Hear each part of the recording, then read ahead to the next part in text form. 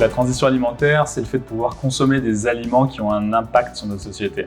C'est le fait de pouvoir se dire que quand on dépense $1 dans un aliment, cet aliment a un impact à la fois sur moi en tant qu'individu, sur ma santé, mais aussi sur l'environnement, sur les régions et sur les territoires dans lesquels ce produit a été fabriqué. Ma motivation première pour me lancer dans la transition alimentaire a débuté avec mon parcours à l'ITHQ, où on favorisait tous les produits justement de proximité écologique. Même si j'ai étudié en cuisine italienne, on allait quand même chercher les tomates de Sainte-Madeleine. Ça m'a vraiment ancré comme entrepreneur d'encourager les petits producteurs, parce que pour moi, cette échelle humaine-là, en plus d'apporter des meilleurs produits, c'est pour encourager les humains derrière, nos petits producteurs qui travaillent d'arrache-pied pour nous produire des produits exclusifs avec cette culture du goût du terroir.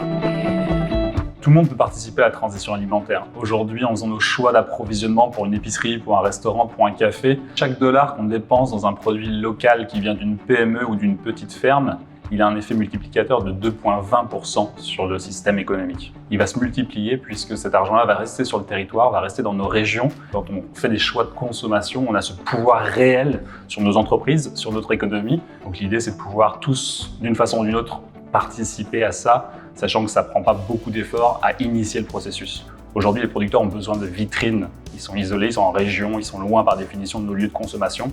Les consommateurs demandent de plus en plus ces produits-là, mais pourtant on ne les trouve pas toujours à l'épicerie, on ne les trouve toujours pas au coin de la rue. Donc si chacun des commerçants dans la société, dans la ville, joue ce rôle pour les produits locaux, pour les produits artisanaux et les PME, ça va avoir un impact considérable.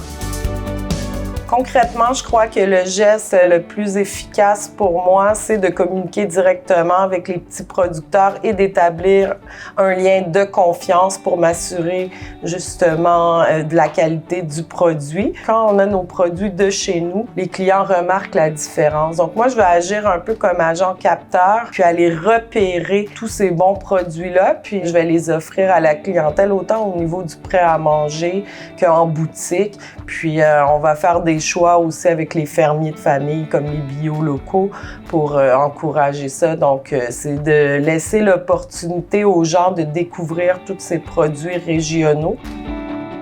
Il s'est passé quelque chose d'assez extraordinaire dans le paysage bioalimentaire ces 10-15 dernières années.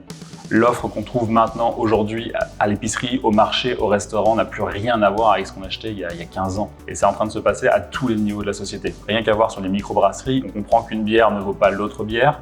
Et on va comprendre bientôt qu'une tomate ne vaut pas l'autre tomate, qu'une courge ne vaut pas une autre courge, et que travailler avec des produits locaux, c'est pas le même produit que celui qui est importé ou même celui qui est produit de façon industrielle. Et ça, on commence à le percevoir à différents niveaux, que ce soit au restaurant, à l'épicerie. Donc, les bienfaits, chaque jour, on peut les ressentir à l'épicerie urbaine parce que les clients, ils nous font ce retour-là de la qualité des produits. Ces mêmes produits peuvent leur rappeler leurs souvenirs d'enfance, leur grand-mère. Puis aussi, je crois que l'éducation face à ces clients-là, ça leur permet de réaliser qu'ils font un bon geste puis qu'on peut s'enligner justement vers la transition écologique alimentaire.